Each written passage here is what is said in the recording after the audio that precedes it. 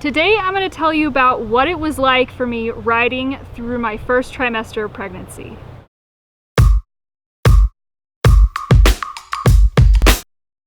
Now, before I got pregnant, Steve and I would ride anywhere from 3 to 5 days a week. A shorter ride might be 10 to 15 miles. On the weekends, we'd get in longer, like 30-odd mile rides, and we were probably averaging around 75 to 100 miles on single track every week. Now, I know that every woman is different and every pregnancy is going to be different, but these are some of the things that I've experienced. When we were at Sedona Mountain Bike Festival this spring, I just didn't have my normal energy. I kind of felt like maybe I was coming down with a flu or something like that. I went back and watched some of the videos from when we were in Sedona, and it brings back a lot of the memories and how I was feeling at that time. And it's interesting because that ride of Highline, even though I rode down stuff that I hadn't in the previous ride of that trail, I didn't climb as well. It was more of a struggle. I was huffing and puffing even more and really tired, but luckily I was super enthused to have so many friends with me that it kept me going and got me through that ride. One thing that kept happening was because I had so little appetite, I would just forget to eat in the morning in the rush to get out the door, thinking, you know, when I get hungry in an hour, I'll eat something, and then I would never get hungry. I'd get out on the trail riding and I would be so tired. I was out riding with Sid and I was like, oh my gosh, I don't think I ate breakfast. It was like early afternoon, and so it started to get to me. After Sedona, we moved on to Moab, and at that point, we decided, all right, let's take a pregnancy test and find out, and lo and behold, I was pregnant. One of the first things that I did when I found out I was pregnant was hop on the internet and do some research. And I found a couple of articles.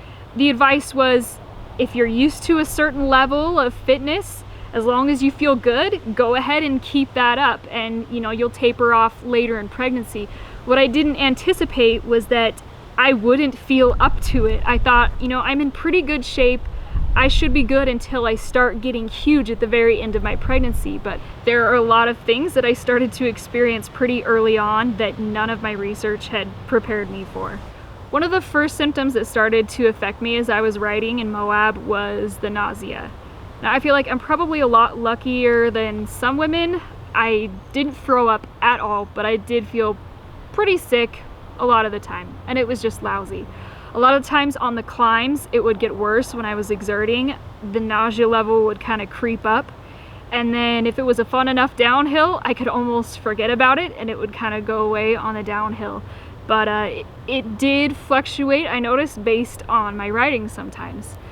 Another thing that I had to take into account was, you know, eating like a little snack here and there. You know, not necessarily eating massive meals, but just having little snacks along the ride could help curb a lot of that nausea.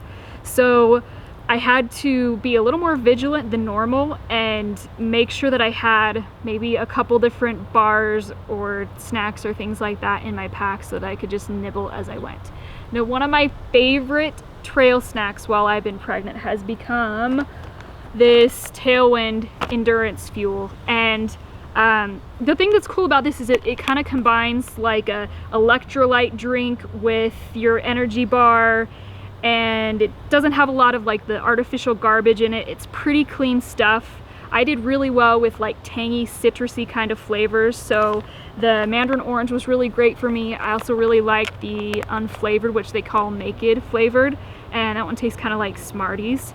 And these were really awesome because then I didn't feel like I had a brick in my stomach when I was always kind of had a little bit of lingering nausea. And this could just keep me fueled up in, you know, all the ways that I needed to kind of keep me going through my ride. And so Tailwind was a big lifesaver for me.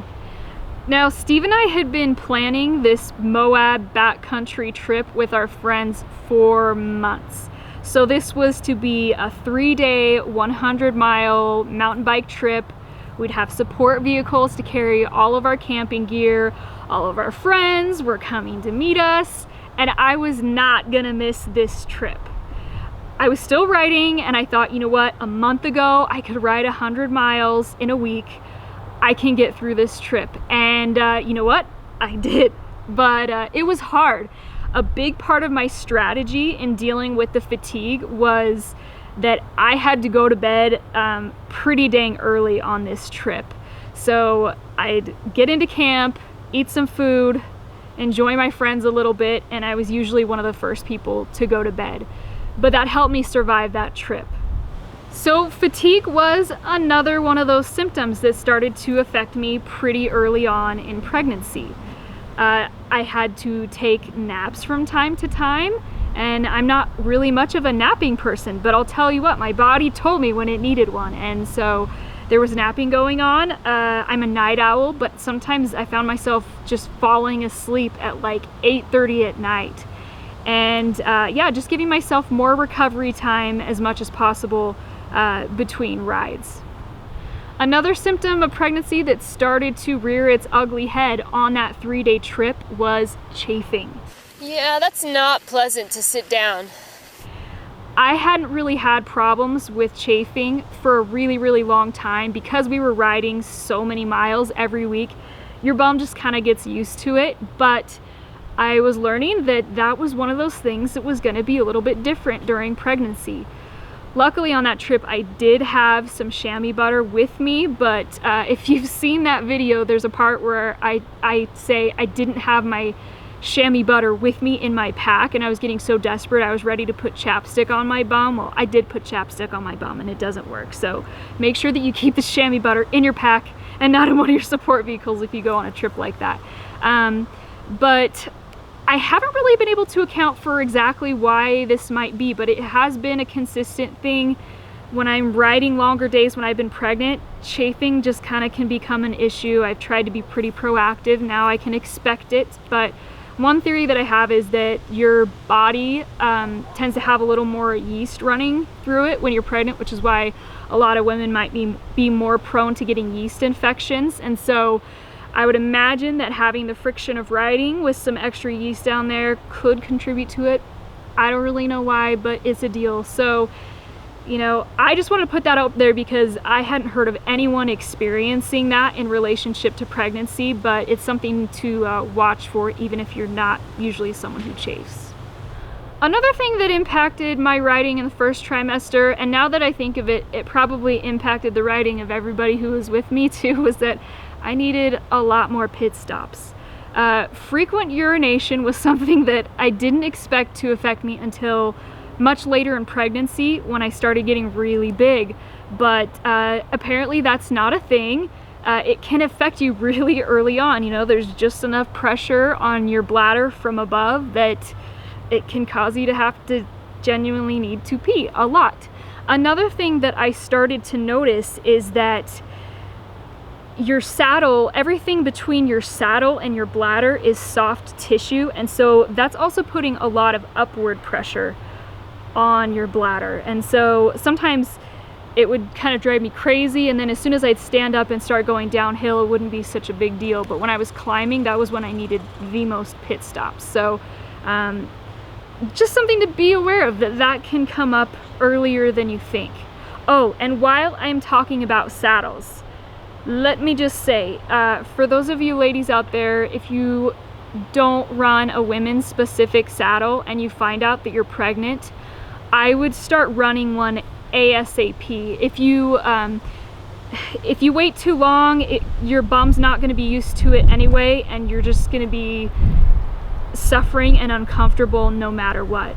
So I'll just tell you that being in the saddle gets uncomfortable even with a women's specific saddle, but I can't imagine doing it in a men's one with it putting pressure in all the wrong places. I mean, even the nose of the saddles are shaped differently. That could cause problems with the bladder stuff. So I'm a huge fan of women's saddles. Right now on my enduro bike, I am running the Ergon SM women's saddle, and this has been a really, really great saddle. They put a lot of research into it and it's fabulous. I'll make sure that I post a link to that if that's something that you're interested in looking into.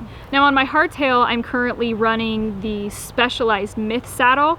They make a couple different ones with a few different kinds of cushioning. I have one of the nicer ones, and it is a really comfortable saddle as well. But whatever women's saddle you go with, I highly, highly recommend it. That is There aren't many things that need to be women's specific when it comes to bikes, but saddles I think are pretty important to me. Now, one last way that my pregnancy affected my riding was there was now this element of, well, now I probably do need to use a little bit more caution. During the first trimester, especially like those early weeks, the baby is so insulated from the outside world. You really can just keep riding how you've been. The baby is super protected by a lot of tissue. But the limiting factor really for me was fatigue. Like, I've been on Captain Ahab, which is a pretty technical rocky trail. I've been on that a bunch of times, but I only did like the short lap on that trail once while we were in Moab, just because it was the climb that killed me. I was able to still ride down everything I would normally go down. In the first trimester, I was still hitting the same drops that I would have before. So I didn't have to dial in too much at that point, but definitely, you know, as you get closer to that 12-week mark, your uterus is getting big enough that the baby's going to become a little bit more vulnerable, and so you have to start thinking about that more into the second trimester. But in the first trimester, you can do a lot to, you know, maintain the riding you've been doing, so long as the fatigue isn't holding you back too much. Now, I know I talked about a lot of things that make mountain biking sound pretty terrible and awful during the first trimester, but there were also really cool things that came out of it. Sometimes once I get out the door and get riding, sometimes it would actually help the nausea. It gave me something to be happy about. With all the hormones that are going on, man, getting out, getting some exercise can be such a mood booster. And I love getting out in nature. That gets me excited. It allowed me to be with my friends, be out there with my husband. So mountain biking wasn't something that I just had to survive and get through during my first trimester of pregnancy. It actually helped me get through the first trimester of pregnancy.